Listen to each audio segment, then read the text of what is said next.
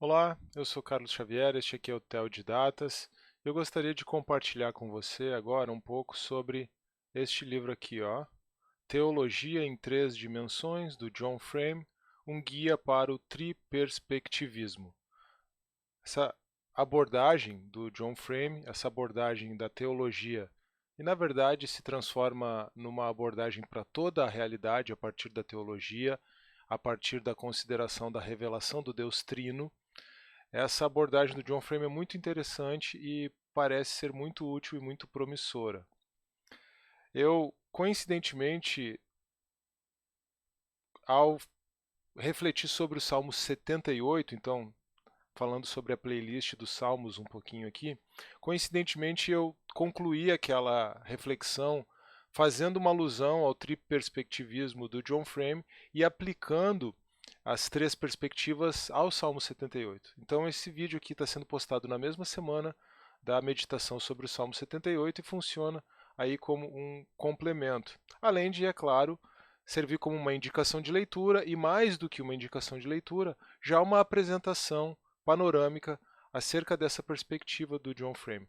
Eu tive um primeiro contato com essas ideias quando eu li um livro de um amigo do Frame, de um companheiro de trabalho do Frame, o Vern Poythress, Teologia Sinfônica, é um livro muito bom, vale uma indicação também aqui no canal. Mas também tive contato ao ler o Redimindo a Matemática, do Poythress, e quando surgiu, quando foi lançado, é um lançamento recente do final de 2023, pela Vida Nova, o Teologia em Três Dimensões, eu prontamente comprei. Na verdade, eu deixei assim, só para fazer uma leitura inspecional, quando ele chegou aqui. Mas eu logo comecei a ler e não teve jeito, li todo. Também é um livro curto, bem de bastante fácil leitura. Aqui fazendo um pouco da indicação bibliográfica, né? De fácil leitura, muito tranquilo e foi muito tranquilo de terminar. No final das contas, eu acabei fazendo um fichamento do livro e esse fichamento virou esses slides aqui que eu vou compartilhar com você, vou usar para compartilhar com você o conteúdo dessa obra então. Teologia em Três Dimensões, o subtítulo é um guia para o triperspectivismo. Eu coloquei aqui, já que não é apenas uma apresentação do livro, né, uma introdução ao triperspectivismo de John Frame. Sobre isso vamos conversar aqui. Bom, antes disso, é, essas indicações literárias que eu faço, todos os livros que eu leio, às vezes eu não consigo tempo hábil para isso, mas todos os livros que eu leio eu posto no Instagram. Então vou deixar o link para o meu perfil no Instagram na bio na descrição desse vídeo aqui, desculpa, vou deixar o link para o meu perfil do Instagram na descrição desse vídeo aqui no YouTube. E gostaria de lembrar você também que o Theo de Datas também existe no formato de podcast e você sempre encontra o link para o podcast na descrição do vídeo no YouTube. Bom, vamos ver o que o John Frame tem a nos dizer acerca de perspectivas. Perspectiva é uma palavra muito comum, ela significa uma maneira de ver as coisas, mas o Frame vai então enraizar a sua abordagem acerca das perspectivas no próprio Deus. Ele começa com uma frase, ou ele tem uma frase bastante interessante: Deus não é apenas onisciente, ele é oniperspectivista. Ou seja, Deus não apenas conhece todas as coisas, mas ele também conhece todas as perspectivas possíveis. E a Bíblia ensina que Deus nos concedeu algum acesso à perspectiva dele, essa oniperspectiva da qual trata o Frame, a perspectiva que abrange e corrige todas as outras perspectivas. Nós temos algum acesso à perspectiva de Deus. A grande questão é que existe uma diferença tanto quantitativa quanto qualitativa entre o nosso conhecimento e o conhecimento de Deus. Nós, obviamente, não conhecemos tudo o que Deus conhece e também não conhecemos da maneira como ele conhece. Mas, apesar dessa diferença, existe um acesso. Existe um acesso que Deus nos concedeu e, por isso, uma frase também bem interessante de gravar: o conhecimento de Deus é o próprio critério do nosso conhecimento, segundo o John Frame. Ou seja, até mesmo o nosso conhecimento de outras perspectivas é perspectivista. Nosso modo de pensar reflete o modo de pensar de Deus, até mesmo em sua complexidade. Então, aqui tem questões muito interessantes que dizem respeito ao fato de que Deus se expressou ao criar e criou a realidade a partir do seu ser, né, como uma expressão do seu ser, gravando algo do seu ser na própria realidade criada, na própria criação. É daí que vem a própria doutrina teológica da analogia entes, ou analogia do ser, e é por isso que a nossa forma de compreender a realidade é perspectivista. Tá bom? Então, essas são questões importantes e eu gostaria de assentá-las agora. Essas são questões importantes que eu gostaria de assentar agora, para depois podermos fazer um fechamento também. Agora, então, entrando em aspectos teológicos que vão ajudar a embasar essa abordagem do frame, na teologia nós temos a revelação geral ou natural, que é a revelação de Deus encontrada basicamente na natureza. Nós temos a revelação especial, que é aquela revelação de Deus que foi feita de forma especial na história, primeiro ao povo hebreu, depois em uma pessoa, Jesus Cristo, como ponto culminante desse processo de autorrevelação da história, e que tem então a sua expressão escrita na Bíblia. Então a revelação especial é encontrada em Cristo e nas Escrituras, como uma forma de resumir esse ponto. Mas o Frame introduz um terceiro conceito. Ele diz que é ele que cunha isso, ele não tem conhecimento que mais alguém use, que é a revelação existencial. A ideia de que Deus se revela por meio dos próprios seres humanos como sua imagem. Então, essa ideia de revelação existencial, ela é importante no pensamento do Frame, e eu colocaria aqui não apenas a ideia de que nós podemos conhecer a Deus por meio dos outros, mas que nós podemos conhecer e aprender a Deus em nossa existência.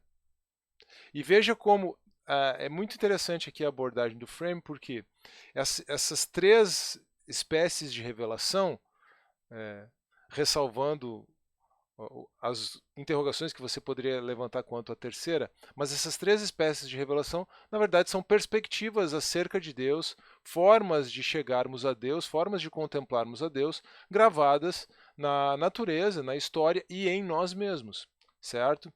Então, isso aqui está diretamente relacionado com o perspectivismo, com esse triperspectivismo. Mas temos ainda algo muito mais relevante para fundamentar essa visão das três perspectivas, ou de uma teologia em três dimensões, que é a própria Trindade. De acordo com o Frame, Deus também é um ser vastamente complexo, no qual cada um dos seus atributos tem uma relação de perspectiva com os demais. Isso aqui é muito importante porque os atributos de Deus não são apenas inseparáveis dele, mas também são inseparáveis uns dos outros. Ou seja, para o Frame, cada atributo apresenta uma perspectiva de todos os atributos e da natureza inteira de Deus. Isso significa que os atributos não são partes. Os atributos não são partes de Deus. Tá? Deus é um só e seus atributos representam perspectivas a partir das quais nós podemos considerá-lo. E a própria Trindade, nesse sentido, embora a doutrina cristã e a teologia cristã tenha desenvolvido a linguagem de pessoas para explicar a Trindade, ela também se coloca nessa perspectiva de perspectivas, ou nessa abordagem de perspectivas. Eu tive cuidado para não usar em nenhum momento a expressão modos ou modalidades, para evitarmos intencionalmente a heresia do sabelianismo ou do modalismo. Tá bom? Agora, então, avançando, o Frame afirma que cada um dos atributos de senhorio, a gente já vai falar sobre esses atributos específicos de senhorio, cada um dos atributos de senhorio abrange os outros dois. Não são separados, aqui é aquela ideia que eu já trouxe. Não são separados, mas sim constituem maneiras diferentes de caracterizar a unidade complexa que é Deus ao se relacionar com o mundo criado. E agora sim, então, vamos aos atributos de senhorio de Deus de acordo com o Frame.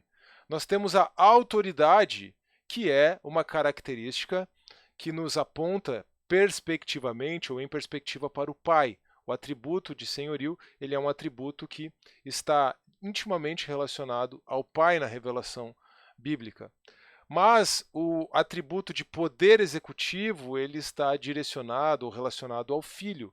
E a presença de Deus, a onipresença de Deus, tem a ver com Deus Espírito, com o Espírito Santo.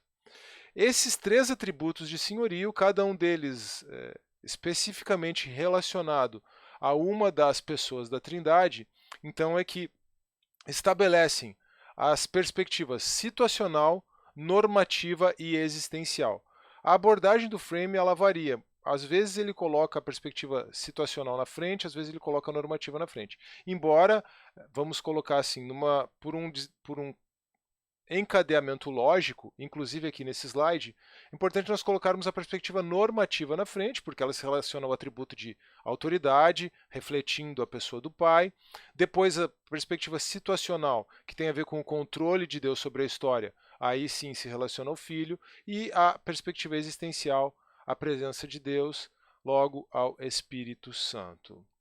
Aqui tem algo importante para reforçar aquela ideia de que nem os atributos de Deus são partes de Deus e nem as pessoas da Trindade são partes de Deus ou são deuses diferentes, especialmente para evitar o triteísmo, que é essa expressão latina circumcessio, que é sinônimo de circumincessio, talvez você encontre mais facilmente essa segunda forma, circumincessio. Desculpa, deixa eu fazer uma pronúncia latina mais adequada. Circumcessio, se você prefere a pronúncia eclesiástica, ou circumincessio, se você prefere a pronúncia reconstituída.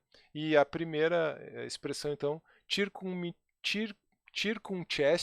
ou circumcessio, tá bom? E também você vai encontrar a expressão pericoresis, em bom grego, na verdade, desculpa, pericoresis, em bom grego perichoresis, e tem um aportuguesamento disso, como nós vamos ver, mas nós vamos ver isso num outro vídeo. Eu vou destacar aqui, abrir uma janela, para falarmos sobre essa doutrina específica relativa à Trindade num outro vídeo, tá bom? Aqui eu posso apenas enfatizar que a circumcessio, ou a pericoresis, é a doutrina segundo a qual Pai, Filho e Espírito Santo estão um no outro. Tudo bem? É isso que significa essa doutrina. Tá bom? A comunhão no ser, essa interpenetração entre Pai, Filho e Espírito Santo, isso é o que significa a circumcessio. De novo, vai ter um conteúdo específico só para isso. Eu achei importante abrir essa janela para tratar disso com mais detalhe e assim a gente também pode se aprofundar um pouquinho mais no estudo da Trindade, que é algo tão relevante para a doutrina cristã. Veja só, de novo, ó, aqui o Frame está começando pelo controle, tá bom? O controle, relacionado ao Filho, ao governo sobre toda a criação, o controle lança as bases para a perspectiva situacional. E isso caracteriza, nas palavras do Frame, o nosso ambiente, a nossa situação. A história, o desenrolar da história, o controle de Deus sobre a história. Ao estudarmos o universo com ênfase no entendimento de nossas obrigações, temos a perspectiva normativa. Então aqui, a perspectiva normativa que está mais diretamente relacionada ao atributo de senhorio da autoridade e, portanto, a pessoa do Pai. Por outro lado, citação do Frame, estudar a presença de Deus é entender que toda a criação constitui seu santuário pessoal, referência a Isaías 66:1. Todos os fatos e acontecimentos da natureza e da história são, na realidade, manifestações do nosso Deus pessoal. Veja como ele, de certa forma, acaba conectando a perspectiva situacional aqui com a perspectiva existencial. Não podia ser diferente, porque são apenas perspectivas. E aqui, então, ele explica de forma mais clara. Frame explica isso de forma mais clara. Tudo pertence a todas as perspectivas. E as três perspectivas em si pertencem umas às outras. Por isso que é importante a referência à pericórese ou pericoresis ou a circumcessio. Tá bom? Agora uma citação do Frame que é como se fosse um resumo dessa parte. Portanto, a perspectiva situacional abrange as outras duas. Parte da situação é o universo moral e a onipresença de Deus. 2. A perspectiva normativa abrange as outras duas. Afinal, as normas de Deus exigem que reconheçamos a criação e a interpretação por ele da natureza e da história. Elas nos chamam a crer em seu controle e em sua onipresença. 3. E a perspectiva existencial abrange as outras duas. Afinal, discernimos a presença pessoal de Deus justamente em seu controle sobre o mundo e sobre o universo moral. Aqui o Frame resume muito bem as suas três perspectivas. E aqui uma ênfase importante. Perspectivas são perspectivas. Eu já falei isso, mas é muito importante reforçar. Para que você não saia desse estudo caindo numa heresia. Esse estudo ele é um estudo que serve para auxiliar e para instrumentalizar você, e não para aproximar você de qualquer abordagem herética como o modalismo ou o sabelianismo, de maneira nenhuma. Perspectivas são perspectivas, não são partes da realidade. Contém toda a realidade como um ângulo. Essa figura do ângulo é bem interessante. Como um ângulo a partir do qual toda a realidade pode ser compreendida. São três maneiras de interagir com a experiência, três ênfases pelas quais as coisas podem ser estudadas. O Frame também aborda o Evangelho em três facetas, o que é uma parte bastante interessante do livro. De forma triperspectivista, o Evangelho nos diz que Deus quer que façamos, lei, diz o que Deus quer que façamos, lei, o que Deus tem feito ao longo dos anos para nos redimir, história, e como Deus nos renova de dentro para fora por meio de seu Espírito, regeneração e santificação. Então, o que Deus quer que nós façamos é a perspectiva normativa. O que o próprio Deus fez ao longo dos anos para nos redimir é a perspectiva situacional, e como Deus nos renova de dentro para fora por meio do seu Espírito, a perspectiva existencial ligada à regeneração e à santificação. Veja que as pessoas da Trindade estão bem claras aqui também, nessas três perspectivas presentes no Evangelho. Uma vez que Deus é um só em três pessoas, a sua palavra é uma só em três perspectivas. Aqui o Frame transpõe a realidade triperspectivista de Deus para a palavra de Deus. E aqui tem um ponto bem interessante que ele traz. Tá? Muitos cristãos ainda tropeçam nesse aspecto, nesse assunto, e o triperspectivismo do Frame pode ajudar aqui. A separação entre lei e evangelho não é bíblica. Eles são diferentes, mas eles não estão separados, eles não são antagônicos, talvez seja melhor dizer assim. A mensagem da lei de Deus é uma bênção redentora, uma dádiva da graça de Deus. A mensagem do Evangelho é uma mensagem sobre o triunfo da lei de Deus, e além disso, o Evangelho contém lei, fala às pessoas de sua obrigação de se arrepender e crer. Todas as palavras do Frame aqui. Devemos ver a lei e o Evangelho, portanto, como aspectos da mensagem única de Deus para a raça humana. A lei é sua perspectiva normativa, o Evangelho é sua perspectiva situacional. A graça de Deus, já entrando inclusive na perspectiva existencial, se nós quisermos, a graça de Deus não vem a nós, a você e a mim, por obras, mas requer nossas obras em resposta a ela. E é por isso que o Frame avança.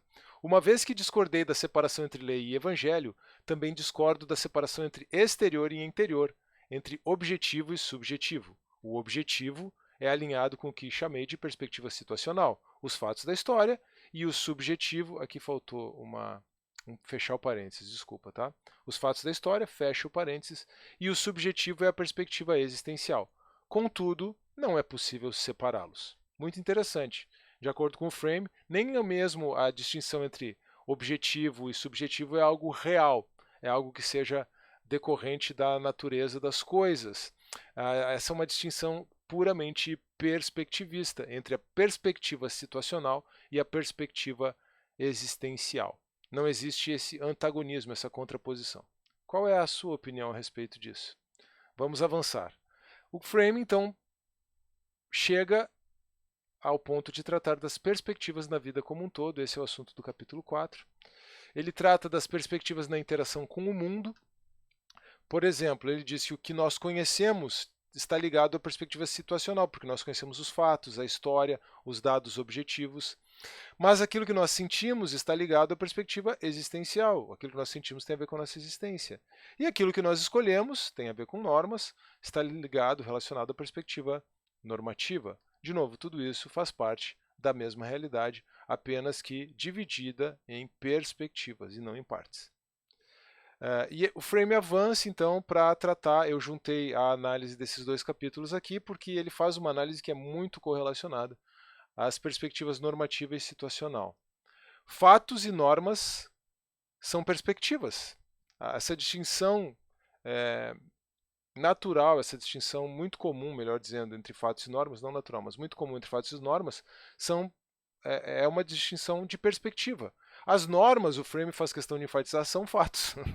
Tudo bem? Fatos com o qual temos que lidar. Então, fatos e normas são perspectivas de expressar, formas diferentes de expressar a mesma realidade. E aí, então, o Frame enfatiza muito a importância de nós considerarmos os fatos e normas como perspectivas e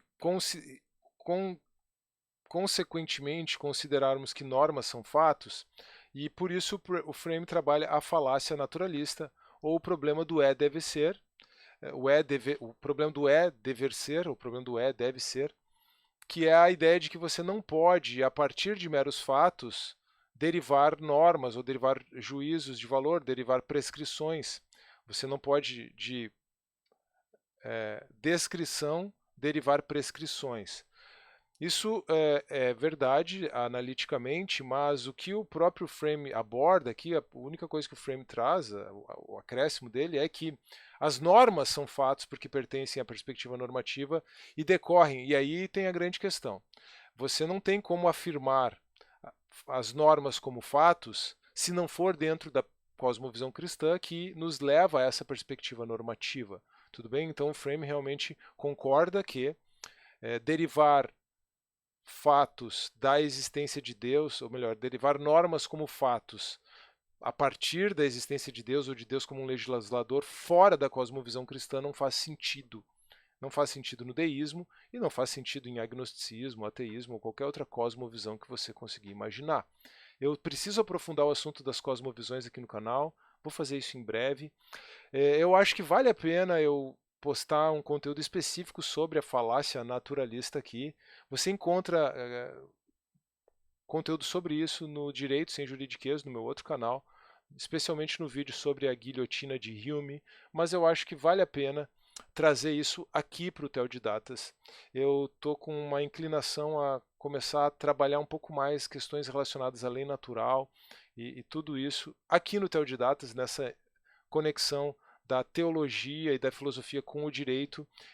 Já tem bastante coisa sobre isso lá no Direito Sem Juridiquês, mas o conteúdo que eu vier a produzir agora, talvez eu produza com foco no Teodidatas. Então, fica aí uma manifestação de um programa, de uma intenção, mas é muito interessante olhar para isso. Eu, particularmente pela minha formação, a minha primeira formação é em Direito, minha segunda formação em teologia, eu gosto muito de olhar para essas coisas e refletir acerca dessas coisas. Ética, no âmbito da filosofia do direito, e ética no âmbito da teologia ainda são assuntos que é um assunto que naturalmente me interessa muito. Agora, avançando, não, eu acho que eu perdi um slide com a perspectiva existencial. Eu peço desculpas aqui. Deveria ter um slide sobre o capítulo 7, com a perspectiva existencial. Eu perdi na minha abordagem aqui. Vamos ver o que eu posso trazer para você com a perspectiva existencial. Sim. É uma ideia que ainda, puxa, essa é uma questão bem importante. A ideia de que conhecer a nós mesmos e conhecer o mundo fazem parte da mesma realidade. Não há muito prejuízo aqui porque o Frame já trabalhou, eu já trouxe a abordagem do Frame sobre a diferença entre exterior e interior, mas o que ele trabalha na perspectiva existencial, capítulo 7, então, é essa ideia de que conhecer fatos exteriores e conhecer a nós mesmos são formas da mesma realidade. Então, é assim que ele fundamenta, inclusive, a relação direta entre o autoconhecimento e o conhecimento, do que é objetivo, do que é externo. Tá bom? Então, peço desculpas, eu tenho clara memória de que eu coloquei esse slide do capítulo 7, mas talvez na edição dos slides eu possa ter deletado sem querer. Agora sim, indo para o final, no capítulo 8, o que fazer com as perspectivas? Algo muito interessante aqui. Definir teologia como a aplicação das escrituras a todas as áreas da vida humana. Então, uma definição de teologia, se você quiser aqui, ó. Aplicação das escrituras a todas as áreas da vida humana. O que é teologia para John Frame? Não creio que todos, nem mesmo todos os cristãos, precisem estudar teologia como disciplina técnica acadêmica, mas todos precisam entender o que a palavra de Deus requer de nós em nossa vida diária.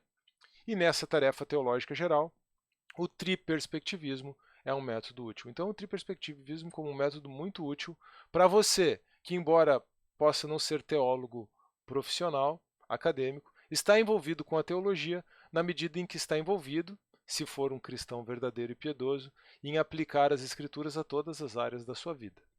Então, aqui o triperspectivismo fica registrado, né, fica no nosso radar, no nosso aparelho, no nosso aparato cognitivo, no nosso arsenal intelectual, como uma forma de vivermos teologia nessa perspectiva do frame, ou nessa definição do frame, que é aplicar as escrituras a todas as áreas da vida humana. Para isso, o triperspectivismo é um método muito útil. Ele não serve só na teologia, mas ele nos ajuda, a partir do momento que nós incorporamos essa abordagem, a ter equilíbrio, certo? Equilíbrio na teologia, já vimos aqui como ele pode trazer equilíbrio à dicotomia entre lei e evangelho, por exemplo, como ele pode nos ajudar a compreender a própria Trindade. Já mencionei aqui, e o Frame trabalha um pouco isso, mas eu, inclusive, fiz um exercício recente no vídeo sobre o Salmo 78. Nós temos a possibilidade de equilíbrio na interpretação e no estudo das Escrituras, mas isso não fica restrito à área bíblica, teológica. Esse equilíbrio é encontrado na filosofia também, o Frame trabalha isso inclusive com metafísica, com epistemologia. E na apologética, eu coloquei 3 pontinhos aqui, reticências, porque eu acho que aqui tem uma área muito interessante para nós trabalharmos, e eu vou trabalhar isso num outro vídeo. Então eu prometi já, nesse vídeo aqui, já 2, um sobre circumcessio ou pericóresis, e um sobre uma apologética em 3 dimensões. Tá bom? Encerramos com a suma do que nós vimos aqui. Nós temos a perspectiva normativa, que nos fala das normas divinas, que está conectada numa perspectiva da Trindade à pessoa do Pai, ao que é certo e errado. Nós temos a perspectiva situacional, que nos fala do controle divino, conectada à pessoa do Filho, que tem a ver com a história do universo. E nós temos a perspectiva existencial, que está conectada à presença divina, à pessoa do Espírito e que se revela na existência humana. Ficou faltando fechar o parênteses aqui, peço desculpas. Aqui não são palavras do Frame, certo? São reflexões que eu trago acerca desse estudo. Assim como Deus, a realidade é uma. Assim como Deus é um, se você quiser pensar em Deuteronômio 6,5, por exemplo, né? O Senhor, nosso Deus, o Senhor é um, a Shema. Assim como Deus é um, a realidade criada por Deus é uma, mas tem diferentes perspectivas. Deus criou o mundo como uma expressão daquilo que ele é. As diferentes perspectivas, então, estão gravadas na própria estrutura da realidade da qual fazemos parte, como seres criados à imagem de Deus. E como seres criados à imagem de Deus, somos dotados de uma compreensão perspectivista dessa própria realidade. E é por isso que o nosso aparelho de compreensão do mundo está programado para apreendê-las, para apreender essas diferentes perspectivas que Deus gravou na própria estrutura da realidade. Eu agradeço a sua atenção, eu espero que você tenha gostado desse conteúdo, eu espero que ele tenha sido tanto instrutivo quanto edificante. Eu peço que você deixe o seu like se você gostou do vídeo, deixe o seu comentário. O que você achou dessa abordagem do John Frame? Você já conhecia? Você achou útil? Você acha que tem algum furo, alguma falha, algum problema nesta abordagem? Compartilhe esse conteúdo também. Acompanhe o Teodidatas no formato de podcast. Me siga lá no meu perfil no Instagram para obter também indicações literárias por escrito por lá. Os links estão na descrição do vídeo. E compartilhe esse conteúdo com os seus amigos, com os seus irmãos em Cristo, com qualquer pessoa que você acha que poderá se beneficiar dele. Um grande abraço, que Deus abençoe você e até a próxima.